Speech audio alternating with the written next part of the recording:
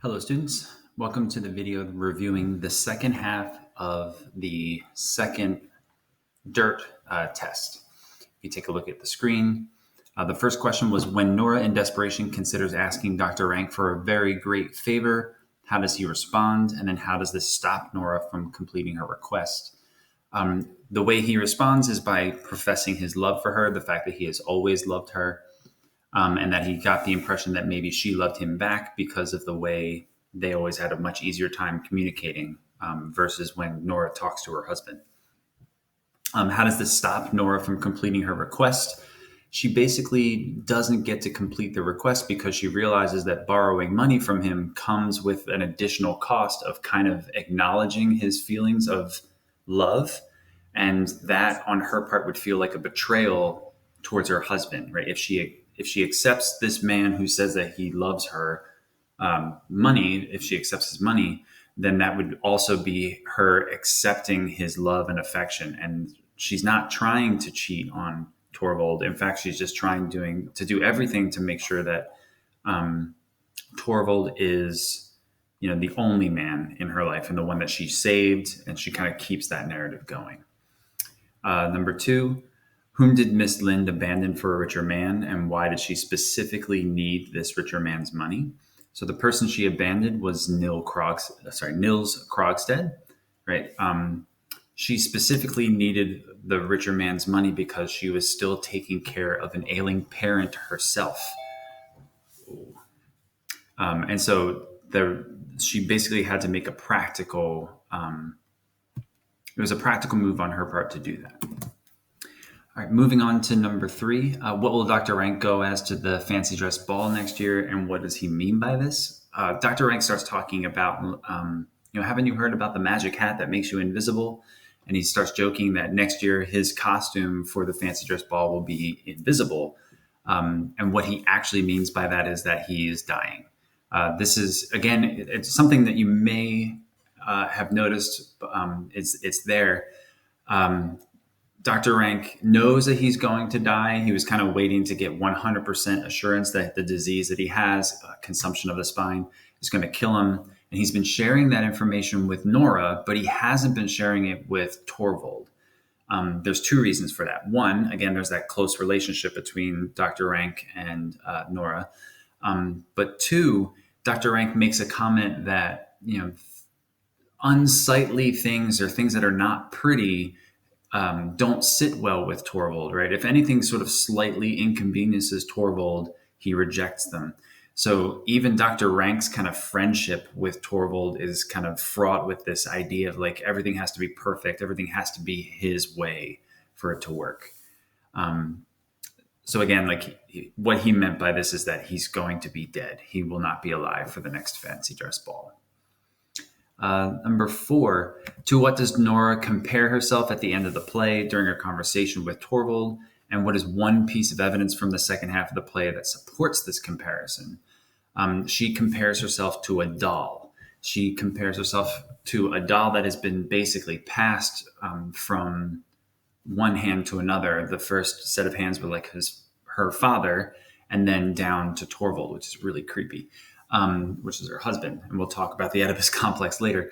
But one piece of evidence from the second half of the play that supports that, you could have used anything, basically, from the way he drags her into the room after the fancy dress ball when she's reluctant to go in. You could talk about the parts where after he finds out about the forgery and she attempts to tell him that, I did this to save your life, he completely dismisses her and continues to treat her like an object. He even says, he's got a plan for how everything will work out, that she will never be able to interact with the kids again. They'll keep everything a secret, but in public, they'll look like the perfect married couple, etc. There's tons of things that you could have used to support that answer for number four.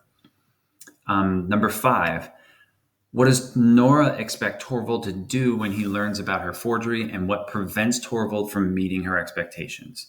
I want to be 100% clear here.